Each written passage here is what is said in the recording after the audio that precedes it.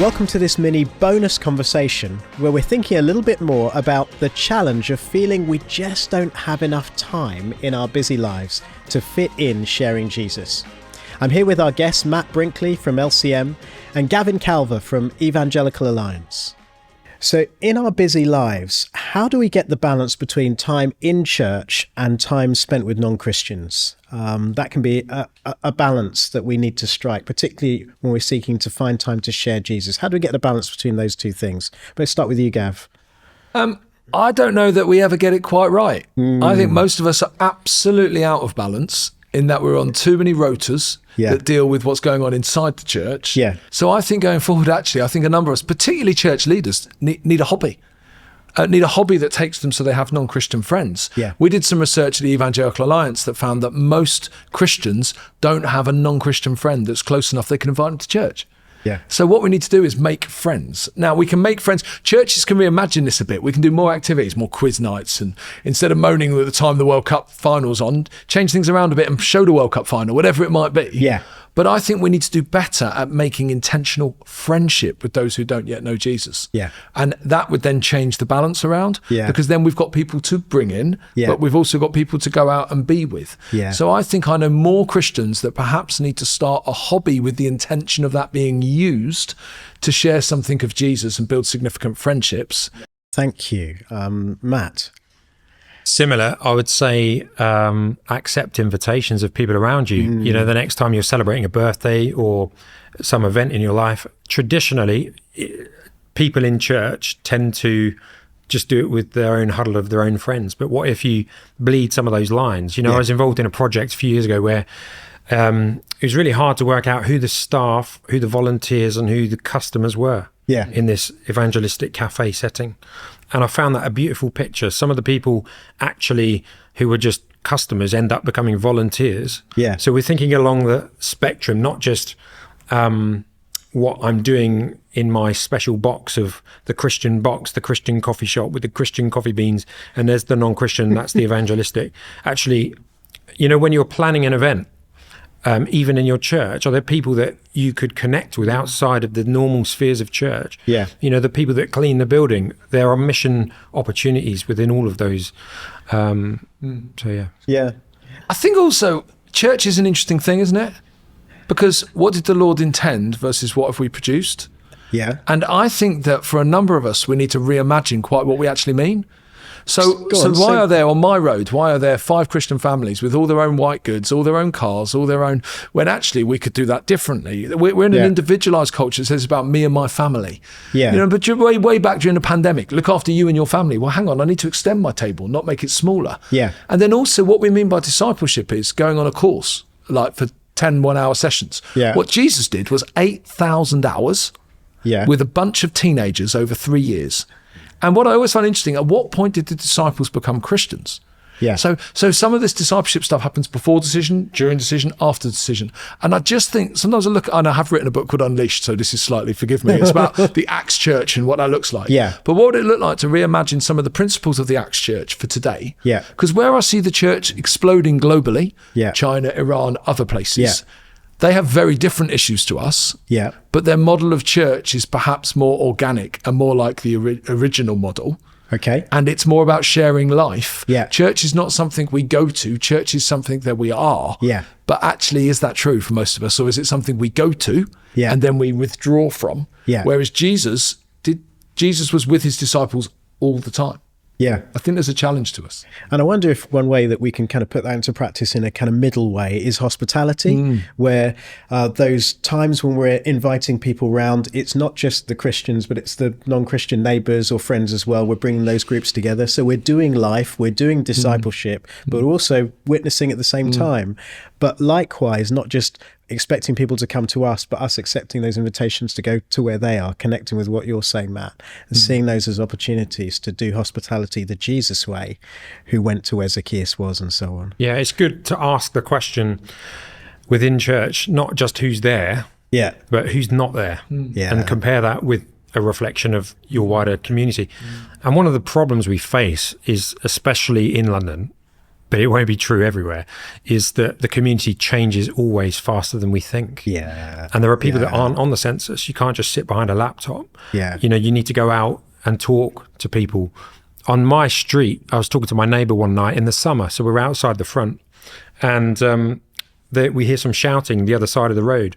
And one of my neighbors, who's Iraqi, he's making this wooden frame for a plant to put outside his flat. A couple of days after, as I was walking up the road, I saw him smoking outside. And so I got talking to him. And as I got talking more and more, eventually he says about, sadly, two of his children are disabled, and he needs to do some form filling. And he's asking me if I got a printer. And I say, I don't, but I can go get it printed for you. So he's got to fill in a form for assistance for his children. It's about 80 pages, about 40 questions. And he just simply needs somebody to help him. I sat down with them one afternoon, filled out all the paperwork, and he was super grateful because it helps his family. Yeah. And after that, I saw him again, and he gave me a big plate of food. And I just thought, you know, you're so special. How does a church connect with people like that? Yeah. Eventually, he came to one of our events at the church with his children as well. And there's no real strategy kind of behind that. I think it takes individuals to kind of say, I'm going to take ownership of the people around me. But it's really helpful if a church can have something that is for just generally everybody to easily connect with.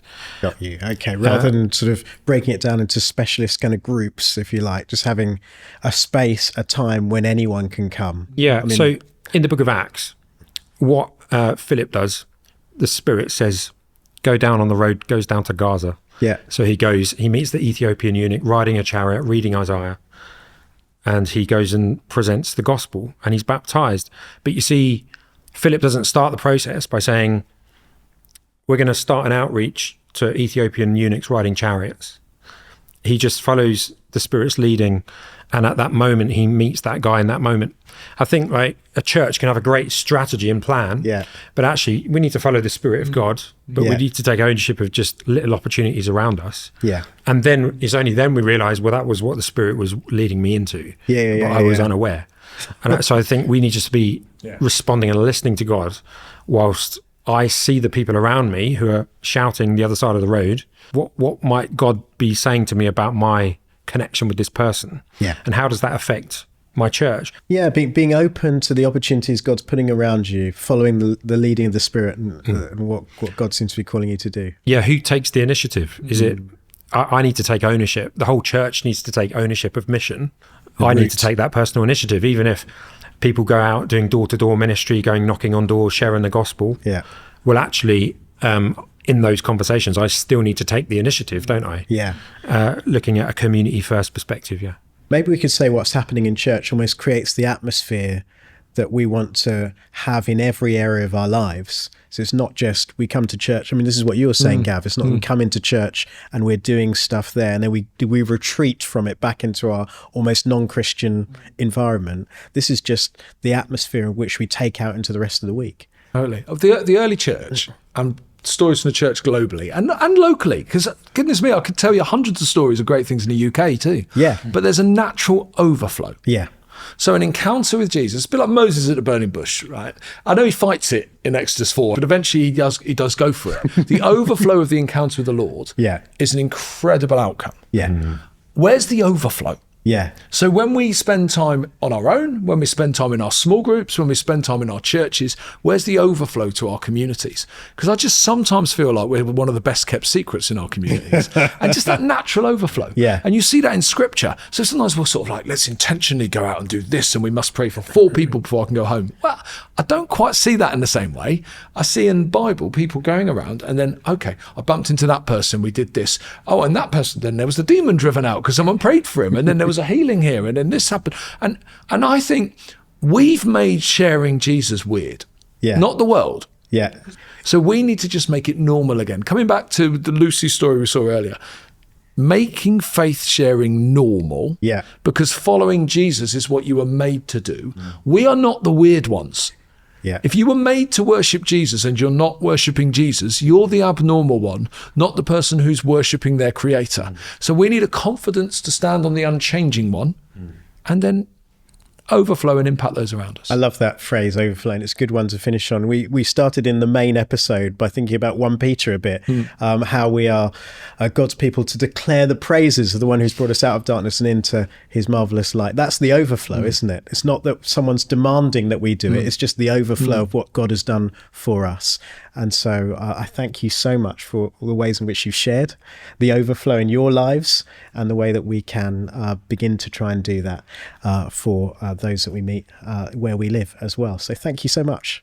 We as LCM have a handy how-to guide. It's called 10 Ways to Build Gospel Bridges into Your Community, which helps your church think through different kinds of events you can offer to connect with people at different stages of their faith journey.